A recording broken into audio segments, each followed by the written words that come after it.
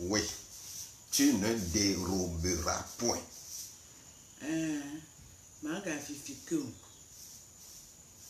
Tu ne déroberas point.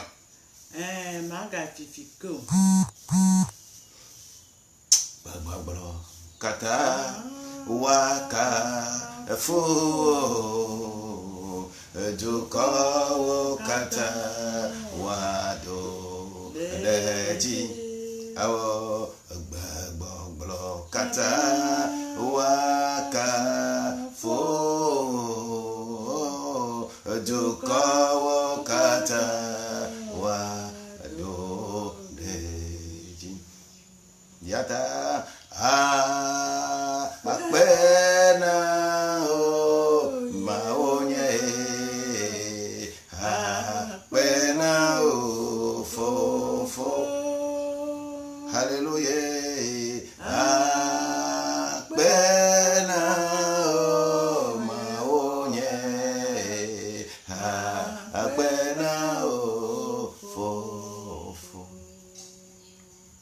yata no ayo amao Gbemagbe wayo amekoko ya ode de ohana no me ayile broda no wayo ameo gbemagbe wayo amekoko ya ode de ohana no me ayile be no wayo ameo gbemagbe wayo amekoko ya ode de ohana no me aida sister no am gbamagbe wa am kokwe ode de ohana no me am kokwe okwela yi fiafito ma yafima o am kokwe okwela yi amabala mai olo am kokwe okwela yi Hasitoma yore no blala ma yolo yeah no ayama o gbemagbe wa ayama kokwe ore de ohana no me ire sister no ayama o gbemagbe wa ayama kokwe ore de ohana no me Beno ayamo gbemagbe wayame kokwe ode de ohana no me aide o broda no ayamo gbemagbe wayame kokwe ode de ohana no me aide. Examine ta vie. Do agbepo. Je prie pour que l'Éternel change tes conditions. Pour que tu ne convoites pas ce que tu n'as pas et qui n'est pas à toi. Que la grâce de Dieu te comble maintenant. Pour que tes conditions soient changées quand tu vas écouter ce message. La vie de Dieu va prendre la place à ta vie. Afin que toi aussi tu puisses témoigner de cette gloire-là. Au nom de Jésus-Christ. Bien-aimés, nous allons lire une portion de la loi de Moïse. Une portion de la loi de Moïse. La loi qu'on a donnée à Moïse. C'est dans cette loi-là qu'on a écrit dans Exode au chapitre 20, verset 15.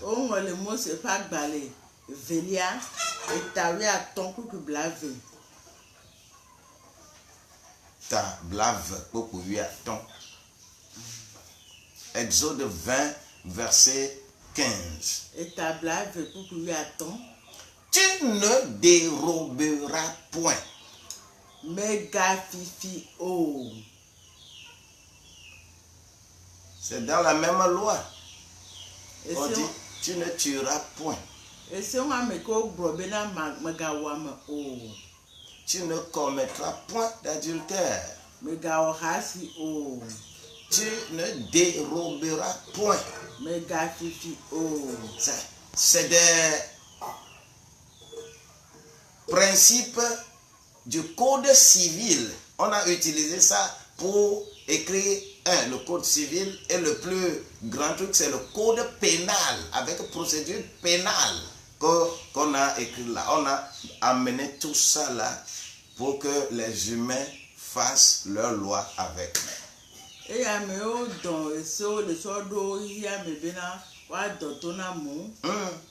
Chaque fois que tu fais ces choses et on t'attrape, on t'amène au tribunal, on te fait ceci, on te fait... Tout ça là sont dans la Bible. Mais si à Beno, ouais, si à nous le la ploie, pour nous dropper, à placer. Et à quatre la Bible avec au cuile. C'est ça, c'est le fondement de la Bible. Bible à me au aller.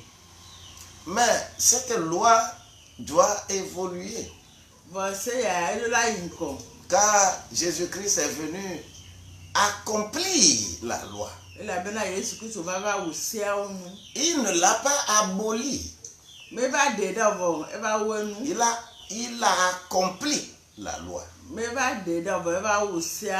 que les enfants de Dieu doivent comprendre ces choses-là. Bien-aimés, nous ne pouvons pas ajouter. Mais nous ne pouvons que dire que le Seigneur nous aide à comprendre ça et à l'appliquer.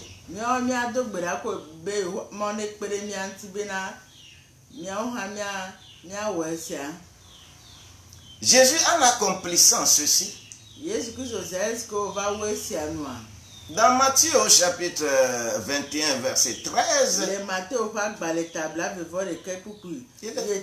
il est écrit là-bas. Il est écrit: ma maison sera appelée une maison de prière. Mais vous en faites une caverne de voleurs. Vous savez, les sacrificateurs, les prophètes qui étaient dans le temps là, ils n'ont jamais compris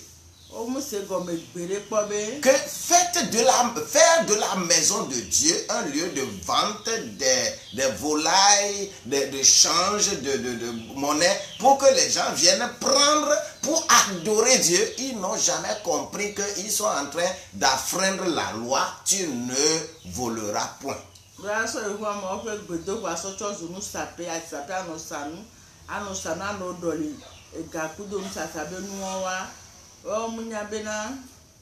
Et ils ne savaient pas qu'ils sont en train d'enfreindre, ils sont en train de faire le contraire. De tu ne voleras point. Et ils ne savaient pas. Parce qu'ils sont dans le temple de Dieu. Oui. Et tout ce qu'ils font là-bas, c'est les enfants de Dieu qui viennent le faire. C'est eux qui viennent prendre l'argent pour acheter les volailles, pour faire sacrifice pour Dieu. Mais il y a quoi de mauvais là-bas? Il y a quoi de mauvais? Suivant les humains, il y a quoi de mauvais? Parce que la personne vient acheter l'animal, ce n'est pas pour aller faire quoi que ce soit, c'est acheter l'animal là-bas pour faire le sacrifice pour Dieu. Mais Jésus a appelé ça qu'ils sont des voleurs. Ils ont fait du temple de Dieu un lieu de voleurs. Comment on peut comprendre des choses? Comment nous pouvons comprendre que beaucoup de choses que nous faisons dans le temple de Dieu, nous sommes en train d'enfreindre cette loi-là?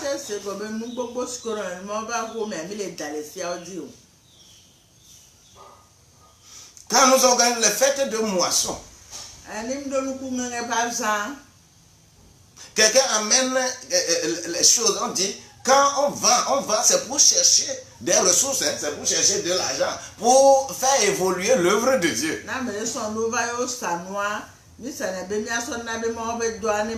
Et pour mieux construire le temple, financer les choses du temple. C'est pour cela que nous cherchons l'argent et nous organisons les fêtes de maçons. Et nous-mêmes, on dit que on fait vente de charité. Mais quand tu analyses, c'est achat de charité et non vente de charité. Achat de charité. Nous préparons l'olon, mais nous ça savons l'olon. C'est achat de charité et non pas vente de charité. Entre l'acheteur et le vendeur, dans ce temps, dans ces conditions-là, qui fait charité?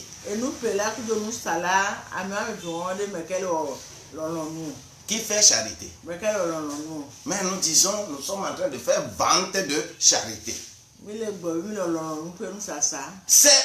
C'est bien de cela qu'il s'agit dans ce temple-là de Jérusalem. Et Jésus est venu, il les a châtiés. Il les a fouettés. Il les a fouettés. Il les a fouettés. Il les a fouettés. Il les a fouettés. Il les a fouettés. Je prie.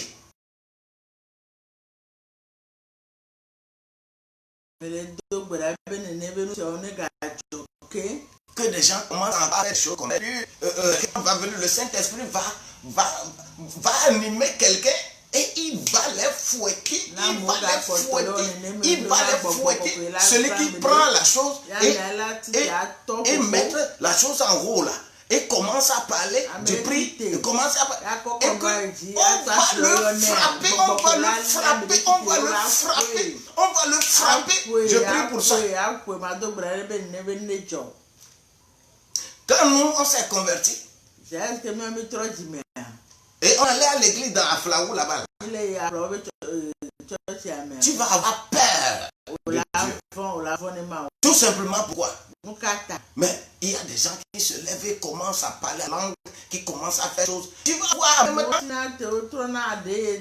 que quelqu'un d'autre va se lever en même temps et il va se diriger là-bas, va le gifler. Bam!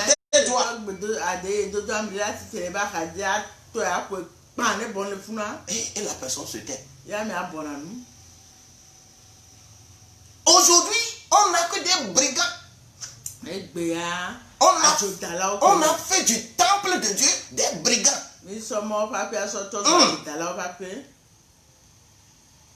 Bien-aimés, faisons attention. Faisons attention. Si le monde ne considère plus l'adoration de Dieu,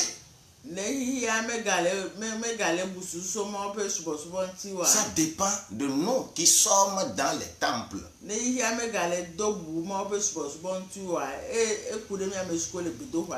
Ça dépend de nous.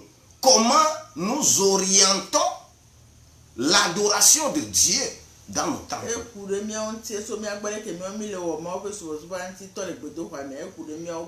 Comment nous avons fait du temple des temples de brigands. C'est ce qui est bien dit dans ce passage de Matthieu que nous venons de lire.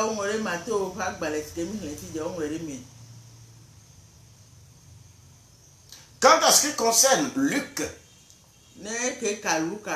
Luc au chapitre 3, versets 13 et 14.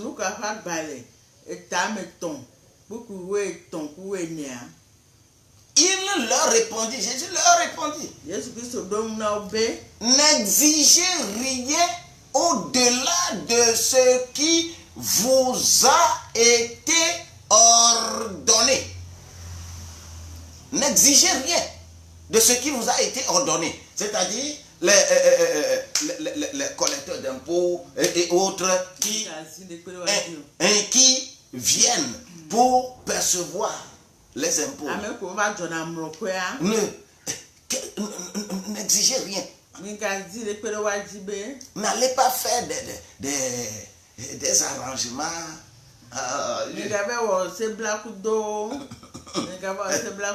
Les commerçants, bon, amène ceci, on va voir. Vous là, on va faire ceci, on va... Ne faites pas ça. N'exigez rien. Policier, n'exige rien. Ce qui t'a été ordonné, quand tu attrapes la personne, c'est en infraction, oui, mais écris ce que la loi t'a donné de faire. Écris. Voilà. Si tu le fais, tu es en train d'enfreindre Exode 20, verset 15. Non,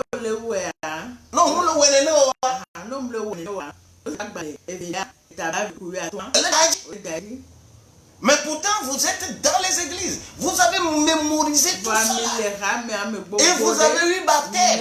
Vous avez eu confirmation.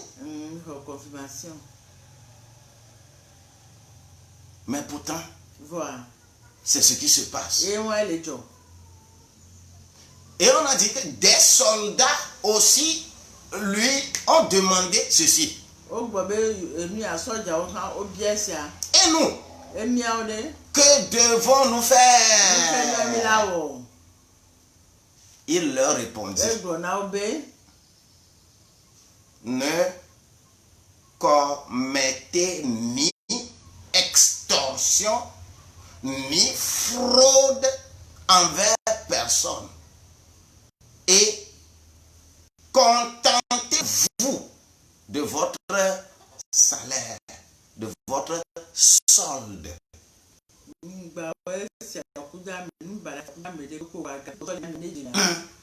Puisque pour le soldat, on parle, le salaire s'appelle solde. On n'appelle pas ce que le soldat prend salaire. C'est solde qu'on l'appelle. Un fonctionnaire, il prend traitement. On ne l'appelle pas salaire. La bonne que tu as à la maison là. Prends gage. Ce n'est pas salaire que tu lui paies. L'artiste, ceux qui chantent et on lui paye là. Ce n'est pas salaire qu'on lui donne, on lui donne caché.